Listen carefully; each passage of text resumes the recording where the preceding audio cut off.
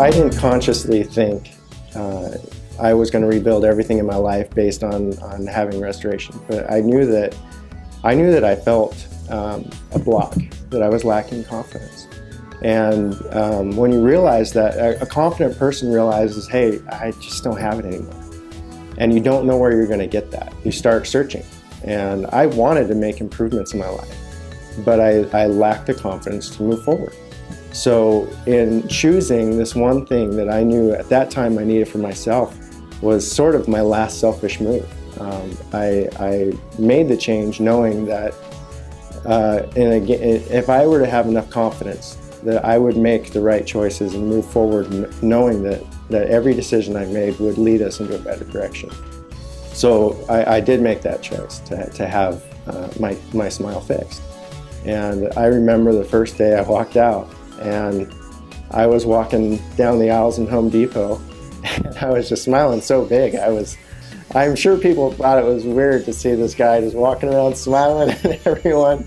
And I thought, man, I am so happy. And you know, it was enlightening as I got in my car. You know, for the first time in my life, people were complimenting me on my smile. Wow, you've got really nice teeth. You have a really nice smile.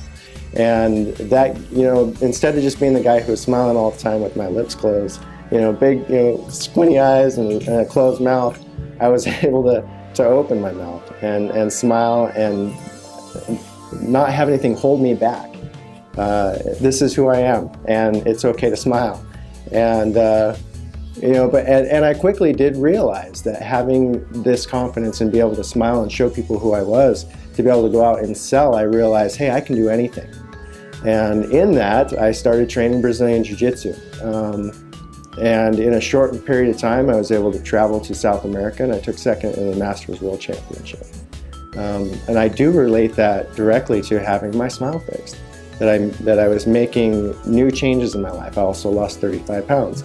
You know, these are all extreme, perhaps, situations, but with me, I knew that a change had to be made. And so, you know, from that point forward, that's how everything in my life changed, but it was step by step.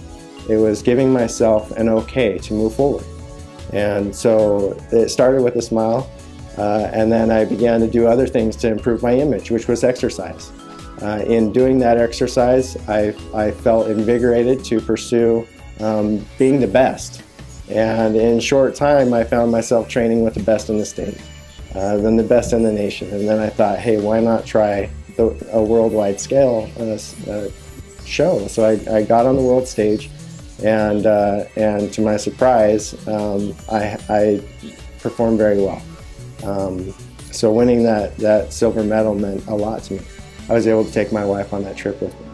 And that was a time that we spent without the kids, but pursuing not just myself and a championship, but time that we could be together. And my wife began training with me, my children trained with me. So it began the process of simplification, in which we could quit going in different directions and come together in one sort of harmonious direction. We trained together as a family. We smiled together, but we were doing all the things that we hadn't done before. And each time I did something like that, I felt a new kind of happiness. I was able to continue to pursue you know, each change that I needed to make, because I wasn't perfect. You know, changing your smile doesn't make you perfect, but it can help you open your eyes and realize that there isn't anything that can hold you back. And with that knowledge, I began to make those little changes that I knew that in the end we would get there, that somehow we would be able to grow closer, love each other more, and with that goal in mind, I didn't know how we'd get there, but we found it.